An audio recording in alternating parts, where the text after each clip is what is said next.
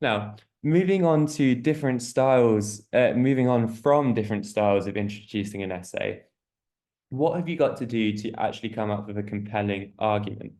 Well, here I've outlined four fundamental things really that you've got to do. Firstly, you've got to acknowledge scholarly trends. What does this mean? Well, for those of you who don't like reading, this might be a bit depressing. Vice versa for those of you who love it. Um, it means you've got to read extremely widely on your subject, as widely as you possibly can. And I can promise you now that the winner of this essay competition this year, and I'm sure it will be yourself, will be somebody who's read very widely on the topic. So this means not just reading the first couple articles that you find on the internet, no, but reading the bread and butter scholars in the subject area. So, for example, if you're writing an essay on a sociological point of view, then including Max Weber and Emil Durkheim, probably, who are the original thinkers, the OGs of sociology, maybe referring to them at some points, and then referring to what people say in 2024. How has thought evolved from Weber and Durkheim?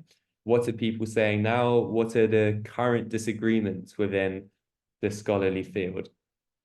Showing that you know these things is fundamental to showing that you're writing a first-class response. If you're at Oxbridge, for example, writing essays, you won't get a first class, you won't get top grade if you're not demonstrating that you know what people are saying in the subject area right now and what the traditions of the subject area are. Then, secondly, an explanation of where you fit in.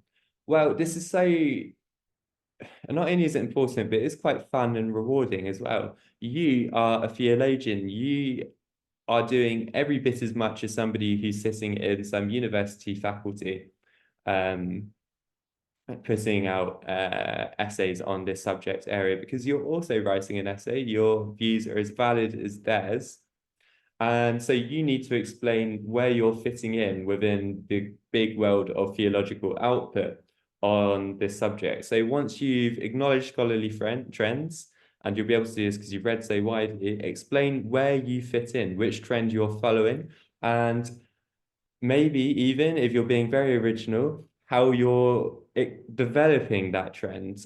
What's the difference between you and everybody else? How have you come up with something extra in the output that's been written in this question area? Also, you've got to analyze your position. It is really not good enough just to say what you think.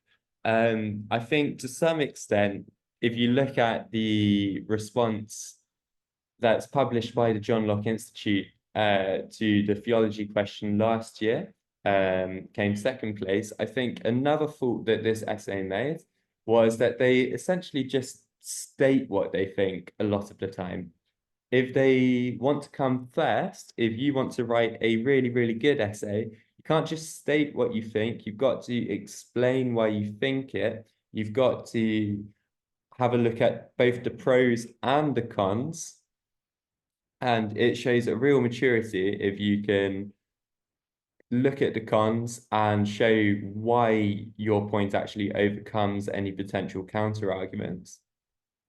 There are different ways of doing this, of course, but you've really got to analyze your position. Why is it good? Why does it trump everything else? Why should anybody care what you have to say? Why is your point worthwhile? These are all fundamental to writing a compelling essay, certainly, and a coherent argument. Then finally, an evaluation of your position against others. To some extent linked to analysis, what this means is